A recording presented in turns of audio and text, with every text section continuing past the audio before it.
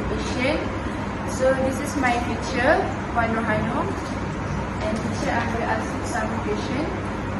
So question number 1, can you briefly share your teaching experience and the subjects you handle? Okay, Assalamualaikum and good morning. My name is Binti. Okay, talking about my working experience, I have been teaching for over 30 years. So in English, my main subject is English. Can you briefly share your teaching experience and the subjects you handle? Yeah, like I said just now, the subject I handle is mainly in English subject, from 1 to form 5. For the time being, for present time, I've been handling for form 4 and form 5. So yeah, that's about it. My experience in teaching English is over the years. How do you usually apply classroom-based assessment in your classroom?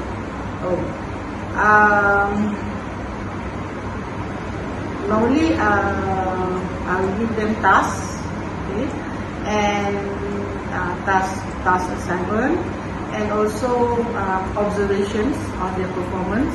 Basically, I will observe them basically on their work, and also performance, post-booking, assessment, presentation. Those are the things that tools that I use to assess my students. From your experience, how is classroom-based assessment different from school-based assessment in terms of teaching and learning process? Okay,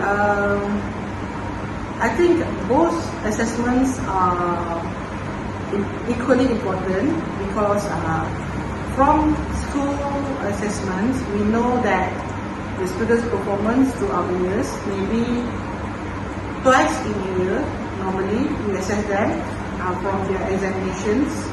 And for this classroom assessment means that we can know their performance, the students' performance immediately and ongoing, because we can see their development.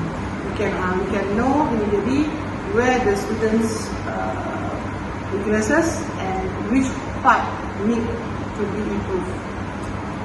Their progress improvement.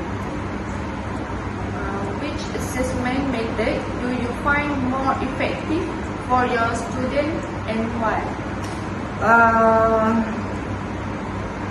Method, I think that maybe one of the best method is assessment is project based, meaning we give them tasks in group or individuals so that we can see their progress. Gradually, we can see the progress from the preparations and then the discussions, and then their work progress we can see, but it is time consuming. Have you noticed any changes in student learning outcomes since classroom-based assessment was introduced? Okay, basically, over years, students' performance are getting better in terms of their confidence, especially in speaking, compared to the the old methods where students are not emphasized, or especially for English, they are not emphasized on speaking. But nowadays, students progress. They tend to speak more confidently, use the language orally, meaning they can.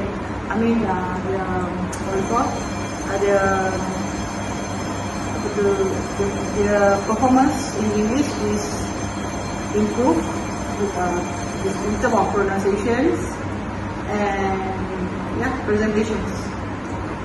What challenges have you faced when implementing classroom-based assessment compared to school-based assessment? The challenges is time consuming, And then another one is too many students in a class. Makes it quite difficult for me to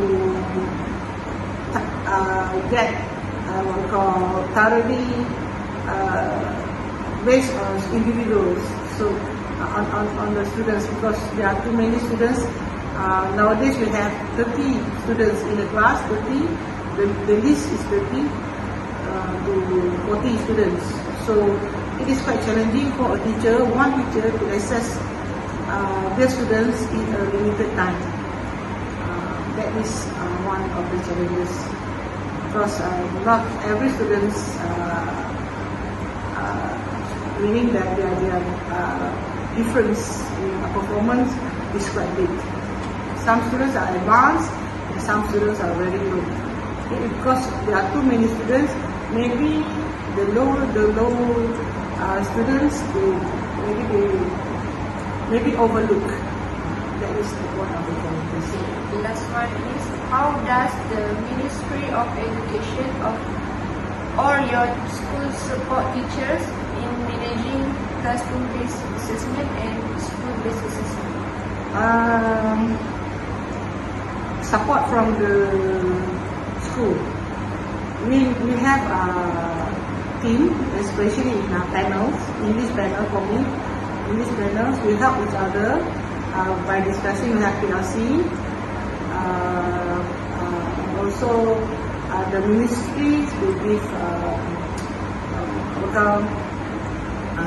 short courses and workshop for the teachers to improve their assessment. And also discussion in the panels to determine the progress of the students and how to help the poor students to improve. Many panel discussion. It's all for me. Okay.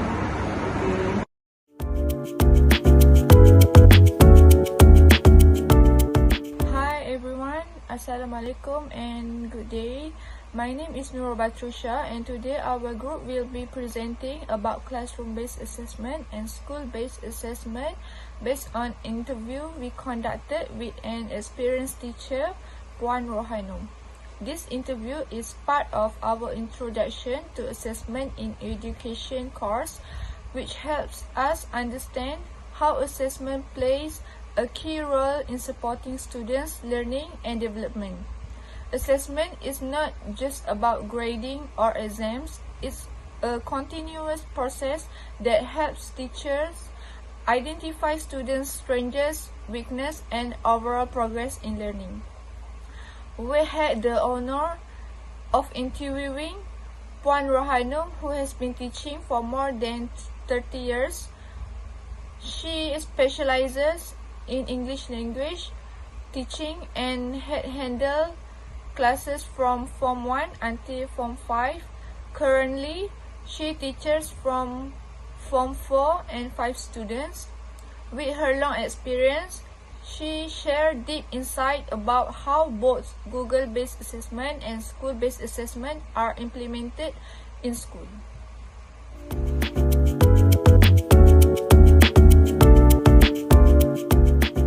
Hey everyone, I'm Inthuja A. My metric card number is 250535219. So, before we go into the interview findings, let's briefly look at what does two assessment mean. Firstly, school-based assessment. SBA is a structured assessment that usually includes formal tests or exams held a few times a year.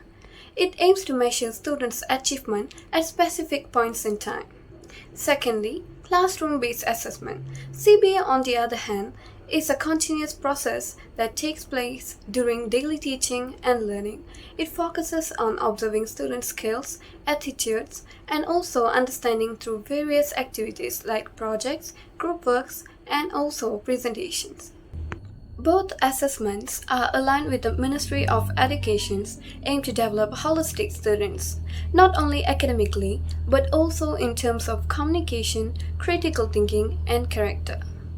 So, from the interview, Puan Nur Anum shared that in her classroom, CBA is applied through different types of activities, such as assignments, group tasks, individual projects, and also classroom observations.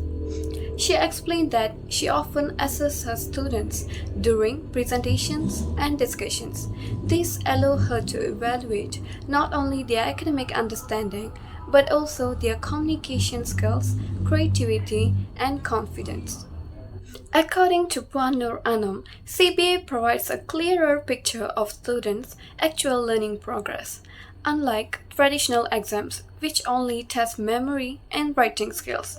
CBA helps us see how students perform in real learning situations. This aligns with what we have learned in our Introduction to Assessment in Education course, that assessment for learning focuses on giving ongoing feedback to help students improve instead of just measuring what they know at the end. She also highlighted the differences between CBA and SBA. SBA is usually done twice or thrice a year through formal exams and written papers. It gives a summary of students' performance at specific times.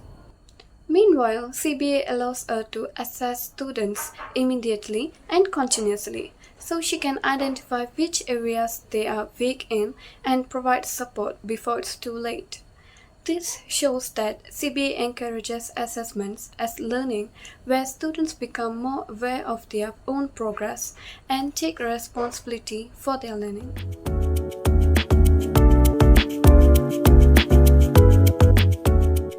Next, when asked about which method she finds more effective, Puan Nur Anum said that the project-based assessment is one of the best approaches. Through projects, she can observe her own students' progress step by step, from planning, preparation, and to the last, which is the presentation.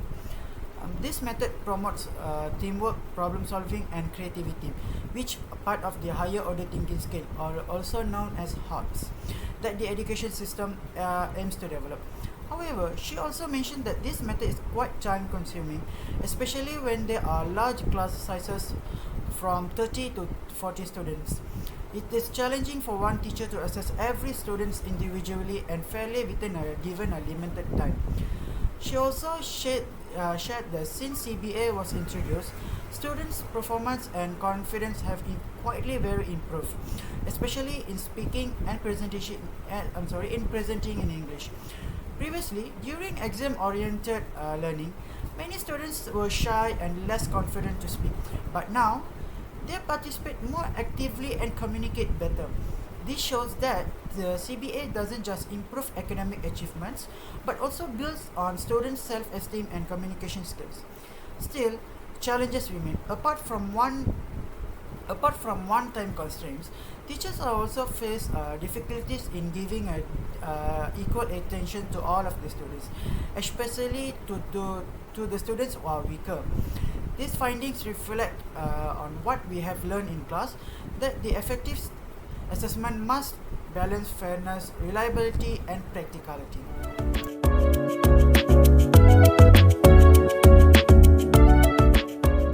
In conclusion, from the interview with Puan Nur Anum, we can see that both CBA and SBA are equally important and complement each other in the teaching and learning process. SBA provides a standardized measure of achievement, while CBA focuses on continuous growth and the development of soft skills. Puan Nur Anum also shared that teachers receive ongoing support from the Minister of Education and their schools through workshops, PLC discussion, and panel meetings, which help improve assessment practices. Her responses reflect key concepts from our Introduction to Assessment in Education course, that effective assessment should be valid, reliable, and fair, and most importantly, it should support learning, not just measure it. As a group, we learned that while CBA promotes meaningful learning and confidence, it also requires proper training, time management, and support from the school administration. Overall, this interview helped us connect theory with a real classroom practice, showing how assessment, when done effectively, can truly improve students' learning experience and performance.